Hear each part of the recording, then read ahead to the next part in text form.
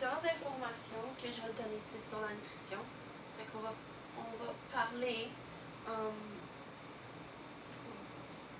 Ah oui, donc j'ai passé un sondage, puis les questions, ça parlait sur quel style de mode de vie que tu as. Si tu étais sédentaire, très actif, tes aliments préférés, si tu connaissais le guide alimentaire canadien et si tu respectais les portions du guide alimentaire canadien. Donc, c'est la science que je vais te présenter. Donc, la partie 1, ça va être sur ton style de mode de vie si tu connais le guide alimentaire canadien. OK. L'analyse du niveau d'activité physique. Donc, premièrement, on recommande chez les enfants de 5 à 17 ans de faire au moins 60 minutes d'exercice par jour. Et chez les adultes de 18 à 64 ans, il est recommandé de faire au moins 2h30 d'exercice par semaine. Et puis mon résultat dans ma communauté, donc 10% étaient sédentaires, donc ils ne faisaient aucune activité physique. Actifs, j'avais 20%, donc ils faisaient 1 à 2 fois d'activité physique par semaine. Ensuite, très actifs, 30%. Ça, c'est de 3 à 4 fois par semaine. Et j'avais athlètes qui étaient 5 à 6 fois par semaine d'exercice physique. Donc, les connaissances du guide. Donc, que contient le guide? Donc, il contient les portions recommandées. Les conseils en fonction de l'âge et l'étape de vie, donc selon une certaine catégorie d'âge, ou si tu étais, mettons, une fille ou un garçon, tu as certaines portions à respecter. De comment calculer le nombre de portions et d'autres conseils importants aussi. Donc, est-ce que les gens de ma communauté connaissent le guide? Donc, il y en a qui ont, la majorité le connaissent, le guide, mais il y a 60% qui disent un peu, donc ils ne sont pas totalement familiers avec. Ça peut être déjà entendu parler. Et oui, qu'ils connaissent 40%. Donc, est-ce que vous respectez les portions qui se retrouvent dans le guide? Donc, ça, c'est les portions suggérées. Donc, les fruits et les légumes pour les adolescents de 14 à 18 ans. Donc, pour les filles, c'est 7 portions. Pour les garçons, c'est 8 portions. Ensuite, les produits céréaliers, c'est 6 portions et les garçons 7. Les substituts filles, c'est de 3 à 4, les garçons de 3 à 4 aussi. Et les viandes et substituts, c'est pour les filles 2 et les garçons 3 portions. Et pour les adultes, ça varie entre 7, 8, 10, 6, 7, 2 ou 3. Donc, moi, mes résultats. Donc, 60% ont dit plus ou moins qu'ils respectaient les portions du guide alimentaire. Et 40% ont dit non, qu'ils les respectaient pas. Donc, est-ce que vous faites de bons choix alimentaires? Donc, les bons choix alimentaires, ça serait des bons choix qui contiennent des glucides, donc du sucre, des protéines et de bons lipides, pas des lipides de gras trans. Et les mauvais choix, c'est les aliments contenant trop de mauvais lipides, donc les gras trans, et trop de sucre. Donc, 10% ont répondu rarement, qui faisaient des bons choix alimentaires, 60% ont dit souvent, et 30% ont dit parfois. Donc, c'est quand même, les gens en général font quand même assez des bons choix alimentaires. Et j'avais demandé aussi pourquoi ils ne font pas les bons choix alimentaires. Donc 10% dit que c'était à cause du stress. 20% étaient le stress et fatigué. 20% étaient fatigués. 20% étaient stress et les sorties sociales. Et 30% est la sortie sociale. Donc la majeure partie du temps, quand tu sors au restaurant, tu ne prends pas vraiment les meilleurs choix santé. Donc, quel type d'établissement fréquentez-vous? Donc, les restaurants familiales, on peut retrouver de tout. Il y a des choix santé, quelques aliments avec des lipides. Exemple, steak, salade, hamburgers, pâtes. Après ça, tu as les restaurants fine cuisine, qui sont les choix santé. Donc, il y a peu d'aliments gras, par exemple, une diversité de viande, de légumes. Ensuite, tu as les restaurants de type fast food. Ça, c'est les hamburgers, poutine, hot dogs, pogos, etc.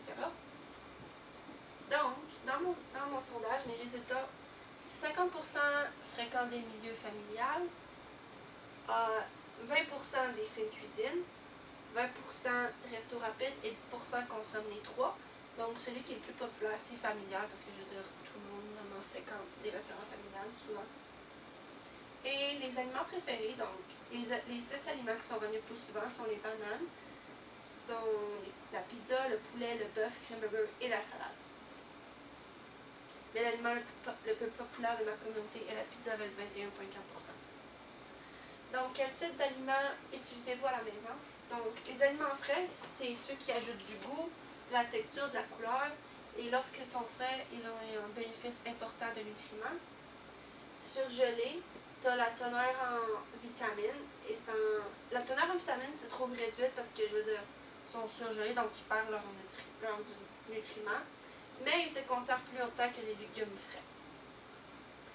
Donc, la majeure partie de ma communauté, donc 90%, utilise des aliments frais et 10% qui utilisent des aliments frais, mais aussi qui fait venir du resto rapide de temps en temps.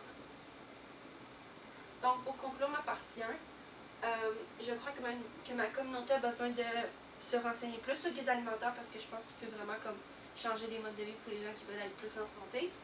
Et d'avoir des pistes sur les bonnes choses alimentaires, peu importe où ils se trouvent. Donc, ma partie 2, les besoins nutritionnels. Donc, les besoins nutritionnels des adolescents. Donc, je les ai séparés filles et garçons. Donc, les filles ont besoin de fer parce qu'ils perdent une grande quantité quand ils sont sous leur menstruation. Donc, ils sont besoin d'en consommer une plus grande quantité.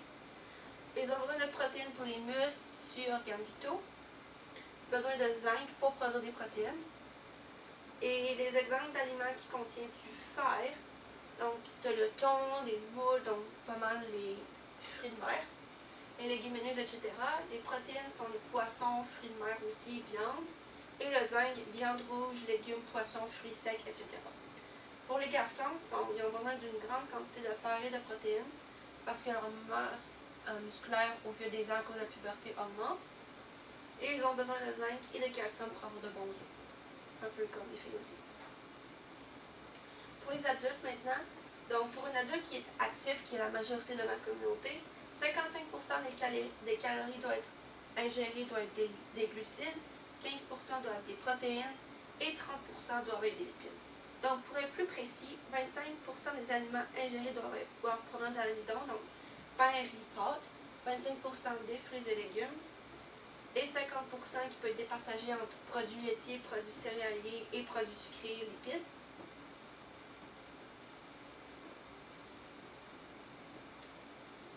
Donc, est-ce que ma communauté consomme selon leurs besoins nutritionnels?